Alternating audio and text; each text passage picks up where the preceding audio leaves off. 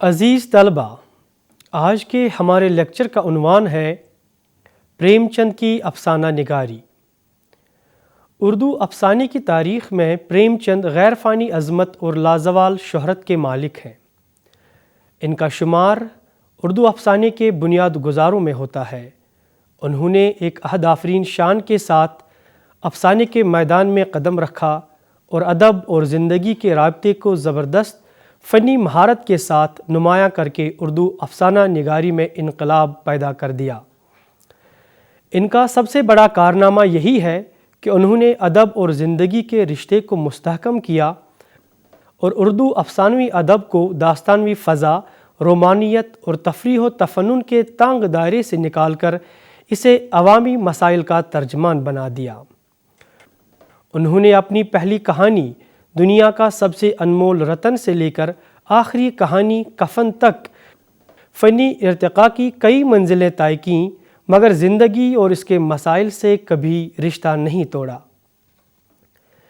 اردو افسانہ پہلی بار قوس قزح اور چاند تاروں کی دھند سے نکل کر لہلاتے کھیت کھلیانوں اور جھونپڑوں تک پہنچا، جہاں سے اصل ہندوستانی کلچر جنم لیتا ہے۔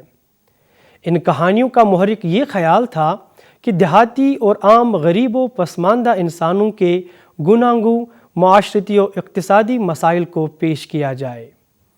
یہی سماجی حقیقت نگاری ہے جو پریم چند کی کہانیوں کا طرح امتیاز قرار دی جا سکتی ہے۔ پریم چند نے اپنی ادبی زندگی کا آغاز ناول نگاری سے کیا اور افسانے بعد میں لکھے۔ ان کا پہلا افسانہ دنیا کا سب سے انمول رتن ہے، جو 1907 عیسوی میں رسالہ زمانہ کانپور میں شائع ہوا۔ 1908 عیسوی میں سوز وطن کے نام سے ان کی 5 کہانیوں کا مجموعہ شائع ہوا۔ پریم چند نے افسانہ نگاری کی ابتدا وطن پرستی سے کی۔ سوز وطن میں شامل بیشتر افسانے اسی مزاج و موضوع کے تھے، جس میں وطن پر قربان ہونے اور غلامی سے نجات پانے کے جذبات و خیالات تھے۔ یہ وہ دور تھا جب ملک میں ہر طرف بیداری کی لہر دوڑ رہی تھی اور آزادی کا مطالبہ زور پکڑ رہا تھا۔ ہر طرف جذبہ حب الوطنی سے سرشار آزادی کے نغمے گائے جا رہے تھے۔ پریم چند نے اسی سیاسی فضا سے متاثر ہو کر سوز وطن کے افسانے تخلیق کیے۔ مذکورہ مجموعے کے مختصر دیباچے میں پریم چند اس کے بارے میں یوں لکھتے ہیں، کوٹ: اب ہندوستان کے قومی خیالات نے بلوغیت کے زینے پر ایک قدم اور بڑھایا ہے اور حب الوطنی کے جذبات لوگوں کے دلوں میں سر ابھارنے لگے ہیں۔ کیوں کر ممکن تھا کہ اس کا اثر ادب پر نہ پڑتا۔ یہ چند کہانیاں اس اثر کا آغاز ہیں اور یقین ہے کہ جیوں جیوں ہمارے خیال رفیع ہوتے جائیں گے، اس رنگ کے لٹریچر کو روز افزوں فروغ ہوتا جائے گا۔ انکوٹ۔ گویا کہ پریم چند کی افسانہ نگاری کو سب سے بڑی تحریک ملک کی سیاسی فضا سے ملی۔ سوز وطن کا پہلا افسانہ دنیا کا سب سے انمول رتن اسی تاثیر پر مبنی ہے۔ اس افسانہ میں پریم چند نے آزادی وطن کی قدر و قیمت بتا کر ہندوستانی عوام کو اس کی جانب راغب کیا ہے۔ افسانہ کا ہیرو دل فگار میدان جنگ میں دم توڑتے ہوئے سپاہی کے سینے سے نکلا ہوا آخری قطرہ خون لے کر ملکہ دل فریب کی بارگاہ میں حاضر ہوتا ہے۔ وہ اس انمول نذرانہ کو محبت اور احترام سے قبول کرتی ہے۔ اس موقع پر پریم چند اپنے جذبہ حریت کا اظہار ملکہ دل فریب کی زبانی اس طرح کرتا ہے، کوٹ: اے عاشق جان نثار، آج سے تو میرا آقا ہے اور میں تیری کنیز ناچیز، کیونکہ وہ قطرہ خون جو وطن کی حفاظت میں گرے دنیا کی سب سے بیش قیمت شے ہے۔ انکوٹ۔ اس مجموعے کے دوسرے افسانے شیخ مخمور، یہی میرا وطن ہے، عشق دنیا اور حب وطن وغیرہ بھی حب وطن کے جذبے سے معمور ہے۔ ان کہانیوں میں انگریز سرکار کو توہین محسوس ہوئی، اس لیے سوز وطن کو ضبط کر لیا گیا۔ اس کی تقریباً 700 کاپیاں نظر آتش کر دی گئیں، لیکن اس واقعے نے پریم چند کے وطن پرستانہ جذبات کو مزید مہمیز کیا اور وہ بدنام بدل کر افسانہ لکھنے لگے۔ سوز وطن کے افسانے فنی اعتبار سے کمزور ہیں۔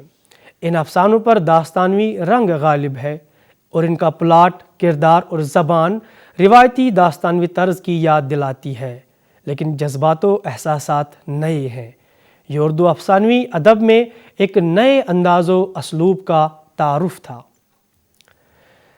سوز وطن کے بعد پریم چند کے تاریخی اور اصلاحی افسانے کا دور آتا ہے۔ اس دور میں انہوں نے اپنے افسانوں میں ماضی کے مثالی کرداروں کو مرکزی جگہ دے کر عوام الناس کو تحریک دی کہ وہ ایسے اوصاف سے اپنے آپ کو مزین کریں تاکہ ان کا قومی کردار بلند اور اخلاقی پستی دور ہو۔ ان افسانوں کے ذریعے انہوں نے قوم کی غیرت و حمیت کو جھنجھوڑا اور ان کو آزادی کی قدر و قیمت بتا کر اس کے حصول کی جانب راغب کرنے کی کوشش کی۔ یہ افسانے پریم چند نے محوبہ اور بندیل کھنڈ کے قیام کے دوران تخلیق کیے۔ پریم چند کے تاریخی افسانوں کے اصل محرک کی نشاندہی کرتے ہوئے پروفیسر مسعود حسین خان لکھتے ہیں، کوٹ: محوبہ اور بندیل کھنڈ کے تاریخی کھنڈرات نے ان کو اپنی گزشتہ عظمت کا احساس دلایا۔ قوم کو بیدار کرنے کا ایک ذریعہ یہ ہاتھ آیا کہ اس کے شاندار ماضی کو صفحات افسانہ میں زندہ کیا جائے۔ ان کے تاریخی افسانے اسی تحریک کے ماتحت لکھے گئے، انکوٹ۔ تاریخی افسانے لکھ کر پریم چند نے دراصل ایک مصلح کی خدمات انجام دیں۔ انہوں نے غفلت کی گہری نیند میں سوئی ہوئی قوم میں خودداری، جرت، عزت نفس اور جذبہ ایثار کو اجاگر کرنے کے لیے ماضی کے سنہرے ابواب سے کام لیا۔ تاریخی پس منظر کی بنا پر ان افسانوں کو تاریخی افسانے تو کہا جا سکتا ہے، لیکن ان میں بنیادی طور پر وطن پرستی، بہادری اور قوم پروری کے ایسے ہی جذبات موجود تھے جو انگریزوں سے نفرت کرنے پر مجبور کرتے تھے۔ رانی سارندہ، راجہ ہردول، آلہا راجپوت کی بیٹی، وکرمادتیہ کا تیغہ وغیرہ جیسے افسانے اسی دور کی یادگار ہیں۔ پریم چند کے یہ افسانے بھی فنی اعتبار سے کمزور ہیں، لیکن سوز وطن کے افسانوں پر ہر اعتبار سے فوقیت رکھتے ہیں۔ ان میں فنی تکمیل کا احساس کافی حد تک ملتا ہے۔ پلاٹ تاریخی واقعات سے اخذ کیے گئے ہیں، اس لیے سادہ اور طویل ہیں، لیکن جو چیز ان افسانوں میں نمایاں ہے وہ منظر کشی ہے۔ منظر نگاری میں پریم چند نے غضب کا کمال دکھایا ہے۔ اس کے علاوہ خیالات کی رنگینی اور تصورات کی رعنائی ان افسانوں کی جان ہے۔ نازک تشبیہیں اور استعارے جو بیشتر فطرت کے وسیع خزانے سے لیے گئے ہیں، ان کے حسن کو دوبالا کرتے ہیں۔ ان تاریخی اور نیم تاریخی افسانوں کے بعد پریم چند نے قومی اور معاشرتی اصلاح کی طرف توجہ دی۔ چونکہ وہ اصلاً دیہات کے باشندے تھے، اس لیے وہاں کی معاشرتی و ثقافتی زندگی کے پیچ و خم اور کیف و کم کو بہت نزدیک سے دیکھا تھا۔ ایک ہندو اور ایک دانشور کی حیثیت سے ان کی نگاہ ہندوستانی سماج میں صدیوں سے چلے آ رہے رسم و رواج، ظلم و تشدد، جبر و استحصال اور خانہ بندی پر تھی، جس میں ہندو سماج جکڑا ہوا تھا، بالخصوص دیہی نظام۔ وہ اگرچہ دیہات کے برہمنی نظام پر چوٹ کرتے ہیں، لیکن بنیادی طور پر وہ اس روایتی نظام کے خلاف ہیں جس میں دیہی معاشرہ پورے طور پر جکڑا ہوا ہے۔ چنانچہ زمینداری نظام سے کچلے ہوئے پسماندہ کسان، ہریجن، ذات پات کی تفریق، مروجہ رسوم، مذہبی اجارہ داری، تعلیم کی کمی، عورتوں کے مسائل اور وہ استحصال جو برسا برس طاقتور کمزور کے ساتھ روا رکھے ہوئے تھے، یہ سب پریم چند پر عیاں تھے۔ ان موضوعات کے حوالے سے وہ برابر افسانے لکھتے رہے جن میں اس عہد کے دیہی معاشرے کی لافانی تصاویر اور کردار نگاری کے بہترین نمونے محفوظ ہیں۔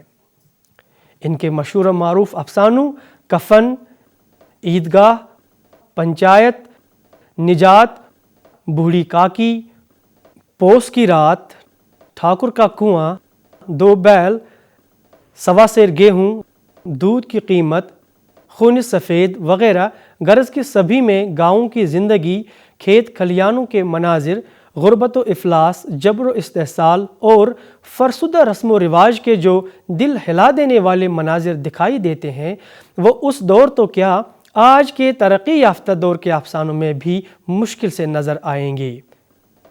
پروفیسر قمر رئیس لکھتے ہیں کوٹ: پریم چند کی شاہکار کہانیاں وہی ہیں جو گاؤں کے ماحول اور زندگی سے تعلق رکھتی ہیں۔ ان کہانیوں میں پریم چند نے اپنے تجربات، اپنے تخیل کی شادابی اور نفسیاتی بصیرت سے جو محاکہ حسن پیدا کر دیا ہے وہ اس عہد کی دوسری کہانیوں میں کم نظر آتا ہے۔ ان میں ہر کہانی انسانی زندگی یا انسانی نفسیات کے کسی گوشہ کو اس طرح بے نقاب کرتی ہے کہ قاری سوچتا رہ جاتا ہے۔ پوس کی رات میں ایسا لگتا ہے کہ جیسے مصنف نے اپنے وجود کو ہلکو کسان کے وجود سے کامل طور پر ہم آہنگ کر لیا ہو۔ انکوٹ۔ پریم چند کے عہد میں ملک پر جاگیردارانہ نظام مسلط تھا۔ بیشتر آبادی دیہاتوں پر مشتمل تھی اور ان کی حالت اتنی ابتر تھی کہ آج اس کے بارے میں کوئی واضح تصور قائم کرنا دشوار ہے۔ مزدور اور کسان طبقہ غربت و افلاس کے علاوہ زمیندار، ساہوکار، پنڈت، مہاجن اور غیر ملکی جبر و تشدد کا بری طرح شکار تھا۔ پریم چند نے زندگی کے آخری لمحوں تک اپنی تحریروں سے ان مجبور، کمزور اور پسماندہ افراد کی بھرپور ترجمانی کی۔ ان کے مسائل سے ملک کی دیگر آبادی کو باخبر کیا اور ایسے پسے ہوئے افراد کے لیے ہمدردی کی فضا پیدا کی۔ افسانہ خون سفید میں انہوں نے ان کروڑوں مظلوم انسانوں میں محض چند کو اپنا موضوع بنا کر ان کے حال زار اور دردناک کوائف کو بیان کیا ہے جو برس ہا برس سے قرض، بیگار، بھوک اور افلاس کی چکی میں اس طرح پسے گئے ہیں کہ زندگی کی کسی بہار، کسی بھی سرخوشی کو ان سے وابستہ نہیں کیا جا سکتا۔ یہ اقتباس دیکھیے۔ کوٹ: بے ساکھ کی وہی جلتی ہوئی دھوپ، آگ کے جھونکے زور زور سے ہرہراتے ہوئے چلتے تھے، اور وہاں ہڈیوں کے بے شمار ڈھانچے جن کے بدن پر جامہ عریانی کے سوا کوئی لباس نہ تھا، مٹی کھودنے میں مصروف تھے، گویا مرگڑ تھا جہاں مردے اپنے ہاتھوں سے اپنی قبریں کھود رہے تھے۔ انکوٹ۔ زمیندار خود یا اپنے کارندوں کے ذریعے کسانوں سے جبری یا لگان وصول کرتا تھا۔ اسے اس بات سے کوئی واسطہ نہ ہوتا کہ کسان کی فصل کیسی ہوئی، اس کو بہرحال لگان وصول کرنا ہوتا۔ کسان مجبور تھا کہ وہ اپنا پیٹ کاٹ کر لگان وصول کرے، خواہ وہ قرض و بیگار کے کتنے ہی بوجھ تلے دب کر اور بدحال ہو جائے۔ پریم چند نے افسانہ پوس کی رات میں کسان کے اسی المیے کی داستان سنائی ہے۔ کسان باوجود شدید محنت کے اتنا بھی نہیں کر پاتا ہے کہ سرما کی طویل راتوں سے اپنے آپ کو محفوظ رکھ کر کھیتوں کی صحیح نگہداشت کر سکے۔ مذکورہ افسانے کا ہیرو ہلکو شدید سردی سے خود کو محفوظ رکھنے کا امکانی جتن کرتا ہے، لیکن جب کوئی صورت نظر نہیں آتی وہ اپنے کتے کے ساتھ لپٹ کر سو جاتا ہے۔ اقتباس: جب کسی طرح نہ رہا گیا تو اس نے جبرا کو دھیرے سے اٹھایا اور اس کے سر کو تھپ تھپا کر اسے اپنی گود میں سلا لیا۔ اس طرح ہلکو نیند کے عالم میں گم ہو کر اپنے ماحول سے بے خبر ہو گیا۔ رات کی شدید سردی سے مزید لڑنے کی اس میں سکت نہ رہ گئی تھی۔ یوں اس کی پوری فصل تباہ و برباد ہو گئی، لیکن فصل کی تباہی کے باوجود وہ لگان کی ادائیگی سے محفوظ نہ رہ گیا۔ زمیندار کے علاوہ پنڈت اور ساہوکار اس معاشرے کے دو بڑے استحصالی عناصر تھے۔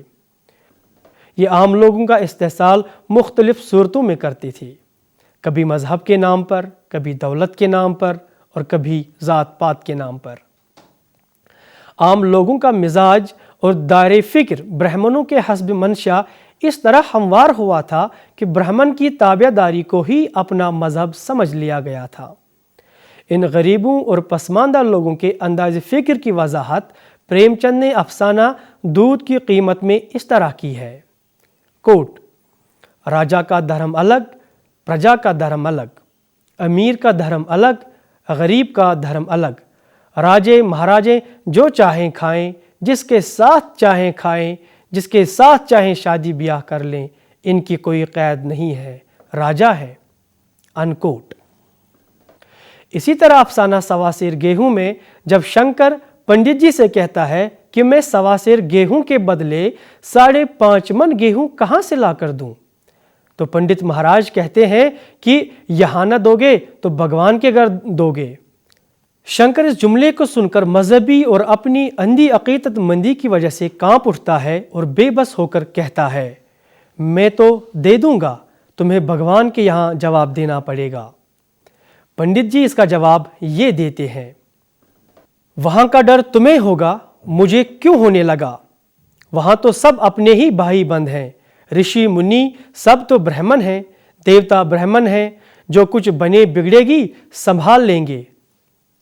آخر کار شنکر نسل در نسل غلامی کی زنجیروں میں جکڑ کر رہ جاتا ہے اور پنڈت جی کا فیصلہ اس خیال سے قبول کر لیتا ہے کہ غریبوں اور مزدوروں کا کوئی پرسان حال نہیں ہے۔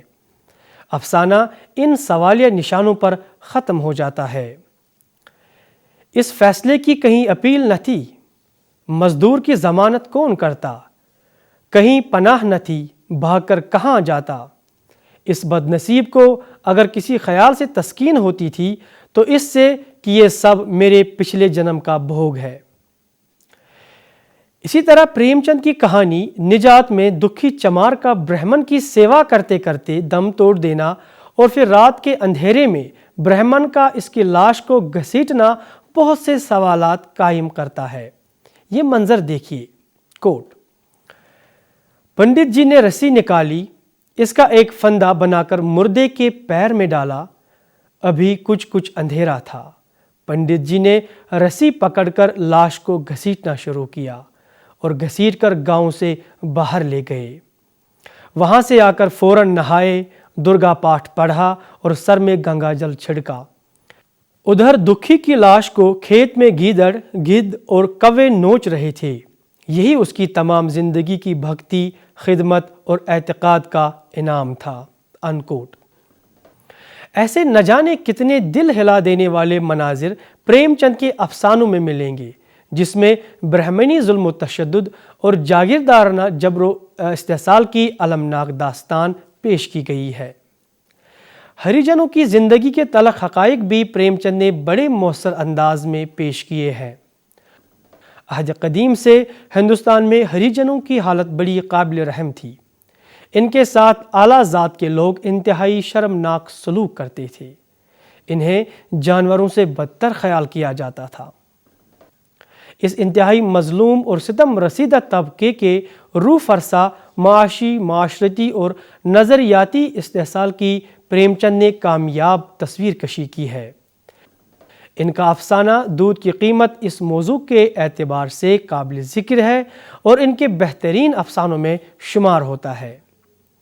انہوں نے مذکورہ افسانے میں دکھایا ہے کہ گاؤں کے زمیندار ٹھاکر مہیش ناتھ کے یہاں لڑکا پیدا ہوا تو اس کی پرورش کی تمام ذمہ داری گودڑ کی بہو بھونگی کے سپرد کی گئی۔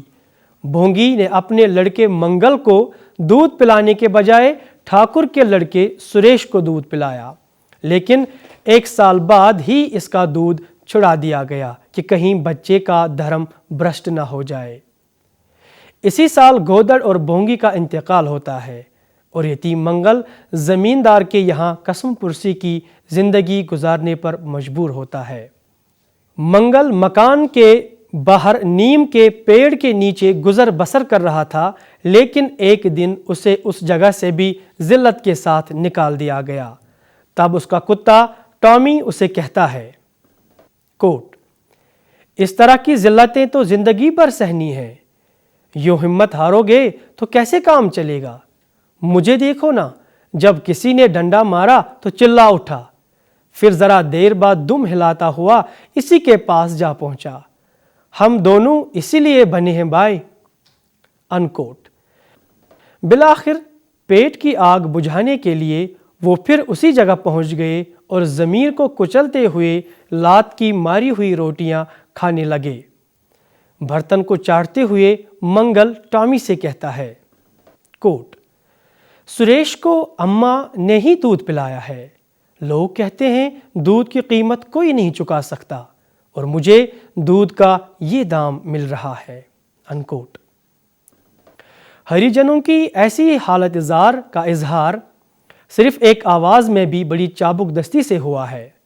پریم چند نے یہاں ہریجنوں کو سماج میں بنیادی مقام دلانے کی دلی خواہش کا اظہار اپنے کردار درشن سنگھ کے زبانی کیا ہے اور لوگوں کو سمجھایا ہے کہ اچھوتوں کے ساتھ برادرانہ سلوک کرنا چاہیے۔ پریم چند نے عورتوں کے مسائل کو بھی اپنے افسانوں میں خصوصی جگہ دی ہے۔ ہندو سماج میں عورت کے تعلق سے متعدد مسائل معاشرے میں بے شمار تلخیاں پیدا کر رہے تھے۔ سب سے خستہ حالت بیواؤں کی تھی۔ سماج میں ان کی حیثیت بڑی قابل رحم تھی۔ انہیں معاشرے کے جسم پر ایک سرطان سمجھا جاتا تھا۔ ان کی نحوست ایسی تھی کہ سہاگنوں کو ان کے سائے سے بچایا جاتا تھا اور پھر ان کی شادی ایک بڑا پاپ تھی۔ صرف بیواؤں کی زندگی اجیرن نہ تھی بلکہ بعض اوقات سہاگنوں کی حالت بھی قابل رحم ہوتی۔ اسے سماج میں مساوی حقوق حاصل نہ تھے۔ پریم چند نے عورتوں کے مسائل کا تذکرہ کر کے سماجی شعور کو جھنجھوڑنا شروع کیا۔